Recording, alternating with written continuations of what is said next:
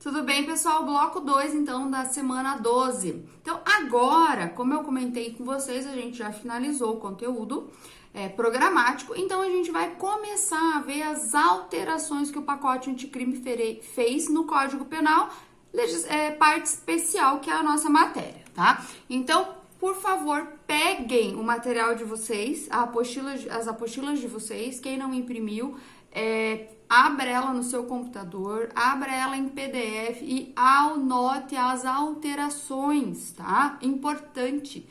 Abra o seu Código Penal, abra o Código Penal no computador, entre no site do Planalto e acompanhe com a gente, acompanhe comigo as alterações que são importantíssimas, tá? Claro, algumas coisas estão suspensas pela ADI do ministro Luiz Fux, tá? Que ele é o relator. Então, algumas coisas suspensas, porém, as suspensões, elas são mais atinentes ao processo penal, tá? Em direito penal, parte especial, as alterações estão valendo, tá? Então, a gente começa lá com o parágrafo 2º do crime de homicídio no 121, tá? Foi incluído um inciso 8º no crime, tá? Que fala que o crime vai ser qualificado, homicídio qualificado, se ele for cometido com emprego de arma de fogo de uso restrito ou proibido. Isso foi incluído, porém foi vetado, tá? Então consta lá para vocês um inciso 8º escrito vetado. Problema, tá? A gente sempre tem um problema, né, gente? Lembrem que crimes, homicídio qualificado, todos são hediondos, tá? Se vocês abrirem a lei de crimes hediondos de vocês, vai constar esse inciso 8º, porque os gênios conseguiram escrever na redação do artigo do Código Penal que está vetado e esqueceram de tirar da lei de crimes hediondos, tá? Então, assim, a genialidade, ela chega num nível tremendo, tá? Então, cuidem com isso, porque se vocês pegarem a lei de crimes hediondos, o inciso 8º está lá, porém, ele foi vetado, não tem validade, beleza, gente? Tá? Artigo 141. Então, antes existia apenas o parágrafo único. Abram lá o 141 dos crimes contra a honra, tá? Parágrafo único. Se o crime é cometido mediante paga ou promessa de recompensa, aplica-se a pena em dobro, tá? Esse parágrafo, ele virou parágrafo 1º. E nós temos um parágrafo 2º, que está escrito lá. Se o crime é cometido ou divulgado em qualquer modalidade das redes sociais da rede mundial de computadores, aplica-se em tripla pena, tá? Foi vetado. Então, o parágrafo 2º, vetado, mas é uma alteração. Então, o crime aplica-se em dobro se cometido mediante paga ou promessa de recompensa, aplica-se a pena em dobro, tá? Não tem lá a ampliação, beleza? Agora, gente, vão lá pro 157, roubo. Por favor, abram o material de vocês aí, anotem o 157. 157, parágrafo 2º, aumenta-se a pena de 1/3 até a metade. Inciso 1º, revogado. Inciso 2º, se há concurso de 2 ou mais pessoas. Inciso 3º, se o crime está se a vítima está em serviço de transporte de valores e o agente conhece tal circunstância. Inciso 4º, se a subtração for de veículo automotor que venha a ser transportado para outro estado ou para o exterior. Inciso 5º, se o agente mantém a vítima em seu poder restringindo sua liberdade. Existia só até aqui, tá? Agora, então, nós temos mais um inciso, o inciso 7º, e fala que se a violência ou grave ameaça é exercido com emprego de arma branca. Então, nós temos uma qualificadora, tá? Que aumenta a pena, né? Vai ser o roubo qualificado aí, majorado, se o emprego da violência é com arma branca, tá? E nós temos também o parágrafo 2º-B. O parágrafo 2º-B vai falar pra gente se a violência ou grave ameaça é exercida com emprego de arma de fogo de uso restrito ou proibido. Aplica-se em dobro a pena prevista no caput deste artigo, tá? Então, a gente tem aí mais uma alteração. Se for a arma de fogo de uso restrito ou proibido, não vai ser mais 1/3, vai ser metade da pena. Beleza, gente? Então, não se esqueçam. Próximo, gente, no estelionato. O estelionato houve uma alteração, um incremento, não houve uma modificação, né? Não existia um correspondente na legislação anterior, né? No Código Penal como ele era, e o pacote anticrime aumentou. Na verdade, o pacote anticrime alterou aí a questão da representação, tá? Então, o estelionato, ele é um crime que você precisa de representação da vítima para você poder, né, instaurar inquérito policial, fazer a investigação. A partir do momento que o estelionato for cometido contra a administração pública direta e indireta, criança ou adolescente, pessoa com deficiência mental ou maior de 70 anos de idade ou incapaz, a ação ela vai passar a ser pública incondicionada, você não precisa mais de representação. Isso foi a alteração do pacote anticrime, tá? Que acrescentou, então, o parágrafo 5º no 171, tá? Anotem aí que o estelionato comum, né, caput até o parágrafo 4º, é ação penal pública condicionada. E parágrafo 5º, ação penal pública incondicionada, tá? Vocês ainda vão ter isso, né, em processo penal, mas a gente já tá para ter a ideia aí que pública condicionada à representação precisa de representação da vítima para instauração de procedimento investigativo, tá? E pública incondicionada, a titularidade aí é do MP, tá? Só precisa da comunicação do fato, ninguém precisa tomar atitude, a vítima não precisa fazer nada. Só o fato chegar a conhecimento da autoridade policial para instaurar o inquérito policial e dar seguimento nas investigações e posterior emissão de relatório pelo delegado, né, pela autoridade policial, com remessa para o Ministério Público, que é o responsável pela persecução penal, tá? Então, assim ficou a alteração aí do 171. Cuidado.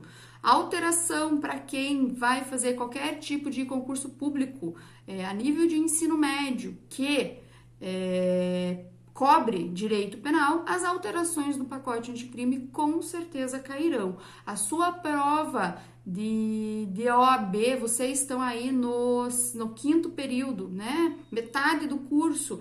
Se nada disso alterar, gente, pacote anticrime, não tenham dúvida, tá? Que isso ainda vai ser uma das alterações legislativas mais importantes que a gente tem até agora. E se não houver mais nenhuma, a mais importante, tá? Porque ela tem aí alterações de cunho penal, processual e de legislação especial. Então, a que teve em 2009, essa é a nova outra grande reforma do Código Penal, processo penal, tá bom? Artigo 316, concussão, tá? Houve mudança, gente, só na questão da pena, tá bom? Da pena em abstrato, que é o que a pena prevê. Então, pra vocês verem, o meu material ali ainda, o meu manual é de 2000 e... Putz, pior que é recente, ó, 2019. Que raiva, né? Eu fico louca com essas coisas, porque eu comprei o de 2019, dei o anterior, né? Sorteei o anterior e agora já teve aí as alterações do pacote anticrime, que não estão aqui. Então, eu vou ter que alterar manualmente o meu manual, tá? Mas é uma alteração boba, né? É uma alteração simples. Então, a pena era antes de reclusão de 2 a 8 anos e agora ela passa de 2 para 12 anos e multa, tá? Então, a gente tem aí essa inserção. Código Penal, gente, as alterações são essas. Olha que maravilha, pouca coisa. Falei para vocês que talvez em menos de uma aula a gente conseguiria aí resolver elas. Como a gente tem tempo, houveram também, amores, algumas alterações na parte geral do Código Penal, tá? Código Penal, parte geral, vocês já tiveram, né? Já tiveram aí com a professora Maria Fernanda, mas como vocês não terão mais, não custa eu passar para vocês as alterações que tiveram no Código Penal. Parte geral. Se quiserem abrir aí o Código Penal de vocês, eu não posso passar esse material, porque esse material não é meu, tá, gente? Esse material é de um cursinho. Então, infelizmente, eu não posso passar para vocês. Porém, anotem, tá? Anotem o material. Código Penal, pacote anticrime, artigo 75. O Código Penal, artigo 75, o tempo de cumprimento das penas privativas de liberdade não pode ser superior a 30 anos, tá? Isso é o que a redação previa. Então, agora, lembrem-se, gente, que o tempo de cumprimento das penas privativas de liberdade em regime fechado, tá? Então, você soma lá, faz a somatória das penas em regime fechado, o preso iria ficar 30 anos. Aí, ele progrediria de regime, tá? Pacote anticrime. Qual foi a alteração? O tempo de cumprimento das penas privativas de liberdade não pode ser superior a 40.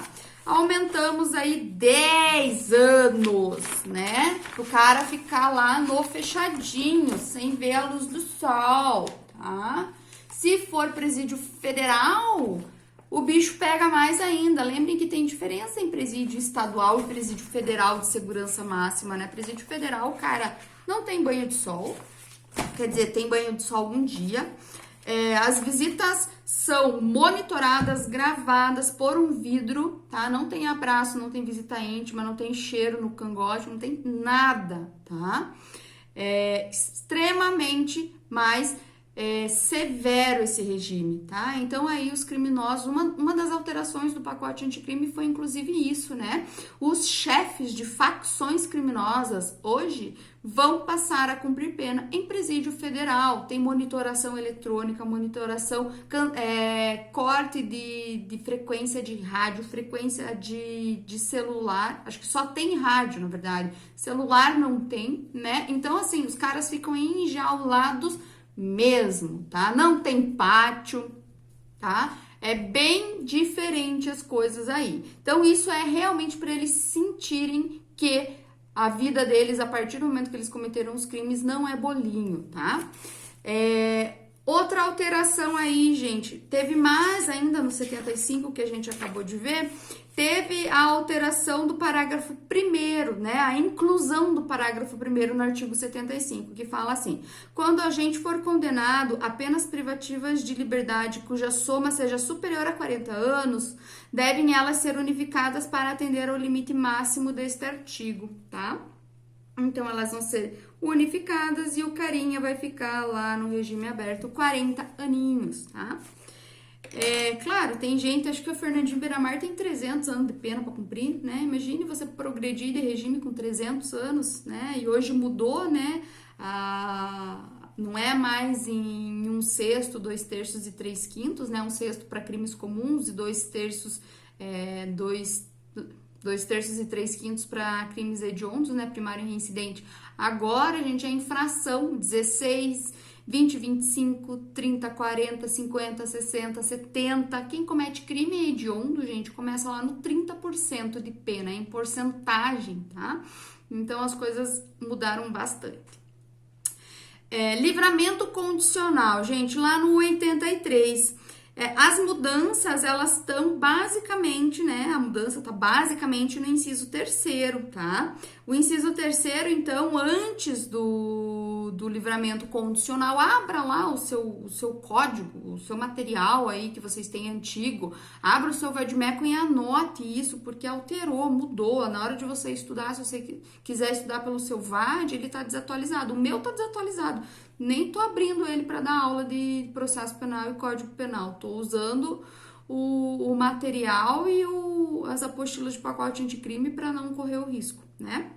Então, o inciso terceiro falava que comprovado bom comportamento satisfatório durante a execução da pena, bom desempenho no trabalho que lhe foi atribuído e aptidão para prover a própria subsistência mediante trabalho honesto, tá? Agora a alteração veio com o preenchimento de requisitos cumulativos, tá? Esses requisitos foram divididos em A, B, C e D e tem que ser cumulativos para o preso ter direito ao livramento condicional, tá? Bom comportamento durante a execução da pena, não cometimento de falta grave nos últimos 12 meses, as faltas graves estão previstas lá na LEP, tá? Bom desempenho no trabalho que lhe foi atribuído, lembrando que o trabalho, quem faz a atribuição é o diretor, né, do estabelecimento prisional lá, e D, aptidão para prover a própria subsistência mediante trabalho. Então, gente, foi incluído o B, tá? Não cometimento de falta grave nos últimos 12 meses. Não faz sentido realmente o cara comete falta grave, que a maioria das faltas graves ali, dependendo, constitui crime, né? Crime autônomo. E o cara ainda ter direito a livramento condicional. Então, assim, além do bom comportamento carcerário, né? Atestado pelo diretor da penitenciária, atestado, documentado, o cara tem que não pode ter cometido nenhum tipo de falta grave, tá bom? Outra alteração, gente, bem interessante, houve a inclusão aí de um artigo, o artigo 91 já existia, e houve a inclusão do 91A, que hoje a gente chama de confisco alargado de bens. Isso aqui não tá suspenso, isso aqui tá válido, e isso aqui é um problema aí para quem é mais garantista, tá? É um problema assim que eu vejo, né? O que fala esse confisco alargado de bens? O pacote anticrime, né, ele, na hipótese de condenação por infrações às quais a lei comine pena máxima superior a 6 anos de reclusão, poderá ser decretada a perda como produto ou proveito do crime dos bens correspondentes à diferença entre o valor do patrimônio do condenado e aquele que seja compatível com o seu rendimento lícito, tá? O que o artigo fala? Na hipótese de condenação por infrações às quais a lei comine pena máxima superior a 6 anos de reclusão, poderá ser decretada a perda como produto ou proveito do crime dos bens correspondentes à diferença entre o valor do patrimônio do condenado e aquele que seja compatível com o seu rendimento lícito.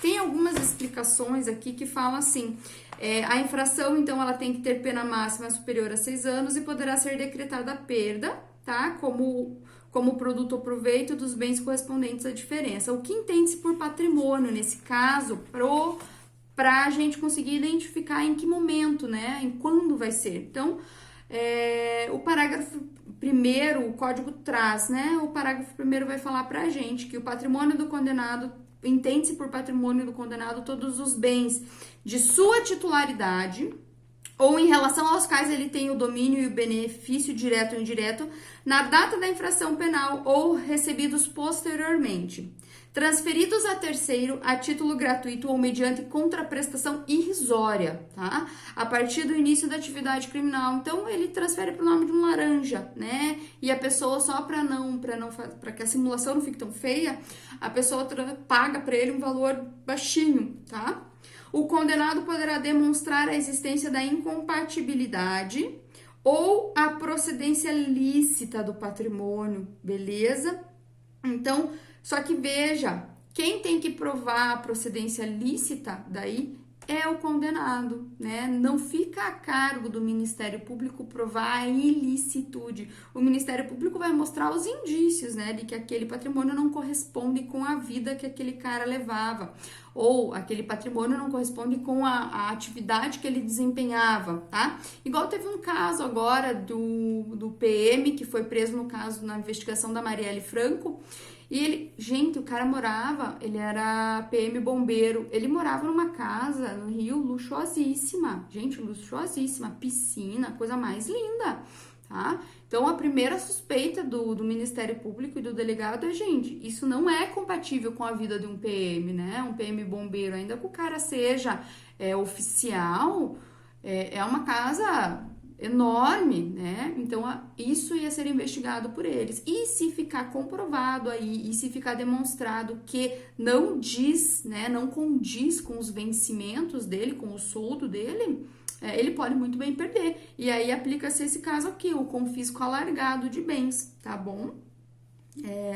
Então, essa é uma outra alteração. Claro, a requisição, gente, parágrafo 3º ali vai falar pra gente que a perda prevista nesse artigo deverá ser requerida expressamente pelo Ministério Público por ocasião do oferecimento da denúncia, com indicação da diferença apurada, tá? Então, o Ministério Público tem que ser investigado, vai ter que ser apurado, né? Agora, a prova da licitude vai ficar a cargo aí do réu, tá bom, gente? Então, essas são as alterações, mas sensíveis. A alteração de legítima defesa, gente, que teve, ela é ridícula, tá? Não muda nada. Eu assisti uma palestra do professor Rogério Sanches, tá? Ele é promotor de justiça e hoje ele é assessor, do procurador-geral, tá? Ele mesmo fala, gente, a alteração que teve na legítima defesa não altera nada. Nada. Foi mais uma promessa política de campanha que foi inserida no Código Penal, tá? Essas são as palavras dele, tá? Então, e essa palestra era com ele e alguns desembargadores do Tribunal de Justiça do RJ, tá? Então, não tem nenhum tipo de alteração aí, beleza? O que tem, gente, agora, também no 116, que vai falar assim, são causas impeditivas da prescrição, isso é importante, né? Por conta dos recursos protelatórios aí, né? Mas fala assim, que não corre a prescrição na pendência de embargos de declaração ou de recurso aos tribunais superiores, quando inadmissíveis, tá? Tentativa do legislador de impedir a prescrição de crimes através de recursos. Acontece demais, tá? Então, essa é uma tentativa aí. Ainda mais quando o recurso for inadmissível, porque até julgar ele como inadmissível, não conhecer do recurso pela inadmissibilidade, vai meses, né? E o inciso 4º fala que, enquanto não cumprido ou não rescindido o acordo de não persecução penal, então, enquanto não cumprido e não rescindido o acordo de não persecução penal, também não corre prescrição, tá? Isso é uma tentativa do legislador para combater a impunidade, beleza, gente? Tem a alteração também da pena de multa, tá? Vamos ver aqui o que alterou na pena de multa. Falava que, o 51 falava que, transitada em julgado a sentença condenatória, a multa será considerada dívida de valor, aplicando-se as normas de legislação relativa à dívida ativa da Fazenda Pública.